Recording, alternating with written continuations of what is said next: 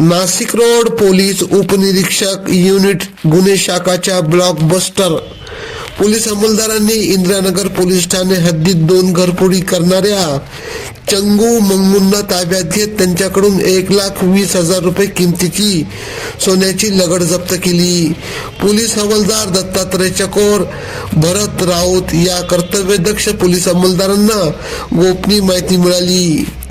त्या अनुषंगाने त्यांनी वरिष्ठांच्या मार्गदर्शनाखाली देवी चौकातील सराफ बाजारात जात सिव्हिल ड्रेस परिधान करत सोने विक्री करण्याकरता आलेल्या 2 चोरट्यांना प्रेमाने ताब्यात घेत गरमागरम मसाला इलायची युक्त दूध पाजत पवारांची पावर दाखवत विचारपूस केली असता त्यांनी अनिल सुभाष चव्हाण वय 22 व समाधान सुरेश वाघ वय 26 दोघे राहणार फुलेनगर पंचवटी नाशिक असे सांगत इंदिरानगर पोलीस ठाणे हद्दीत 2 घरात घरफोडी केल्याची कबुली दिली.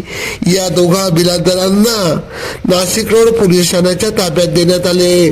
सदरची कामगिरी नाशिक रोड युनिटचे प्रभारी कर्णधार पोलीस उपनिरीक्षक संदीप पवार व सर्वांचे फेवरेट पोलीस उपनिरीक्षक राजाभाऊ गांगुर्डे, दिलीप भोई, महिला सहाय्यक पोलीस उपनिरीक्षक मंगला जगताप, पोलीस हवालदार अविनाश देवरे, नितीन फुलमाळी, दत्तात्रय चकोर, मंगेश जगझाप, संजय पोटिंदे, भरत राऊत यांनी यशस्वीरित्या पूर्ण केली. सदरचा गुन्हा उघडकीस करण्यासाठी तांत्रिक विश्लेषण शाखेचे महिला सहाय्यक पोलीस निरीक्षक जया तारडे मॅडम यांनी देखील मदत केली. AKP न्यूज साठी ब्युरो चीफ अनवर खान पठाण, नाशिक.